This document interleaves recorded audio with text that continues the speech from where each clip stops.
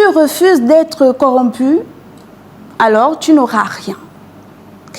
Il fut un temps où les valeurs se tenaient droites, comme un phare guidant les âmes égarées. L'intégrité était un serment silencieux, une promesse faite à soi-même de marcher droit, coûte que coûte, même au milieu des tempêtes. Mais aujourd'hui, un poison insidieux ronge ses fondations. Ce poison, c'est la corruption.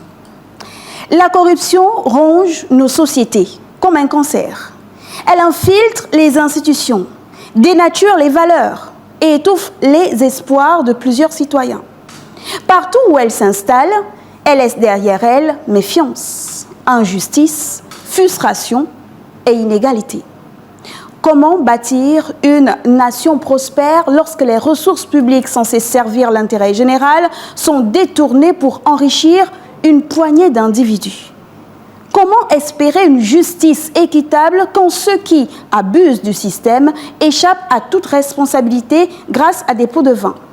Comment promouvoir la compétence quand celui qui a le pouvoir de valoriser ne valorise que ceux qui appartiennent à son clan? La corruption, dans toutes ses formes, détruit le pacte social et mine les fondements même de la gouvernance, c'est-à-dire la transparence, la responsabilité et la confiance entre les citoyens et les dirigeants. Derrière chaque scandale de corruption, il y a des écoles non construites, des hôpitaux sous-équipés, des routes impraticables.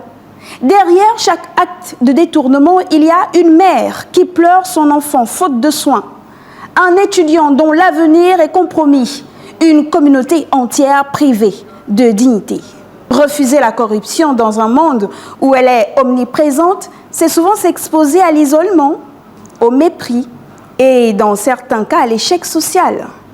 Dire non à une offre, à un fonctionnement douteux, à la facilité, à un pot de vin ou un passe-droit, c'est courir le risque d'être mis sur la touche.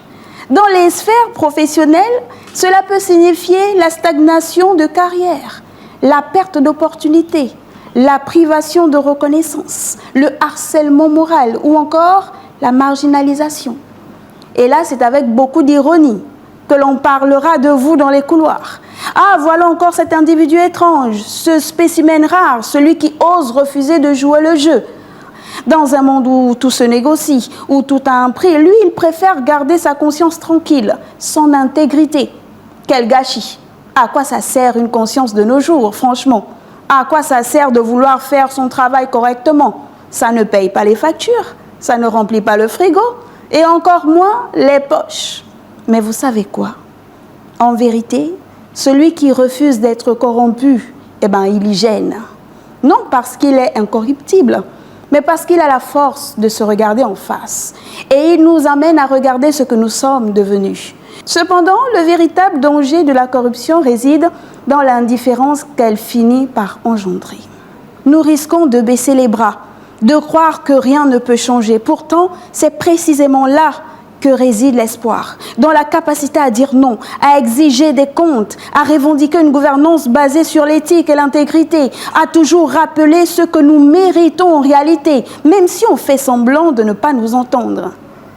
Il est temps de traiter ce cancer qu'est la corruption, avec de la détermination.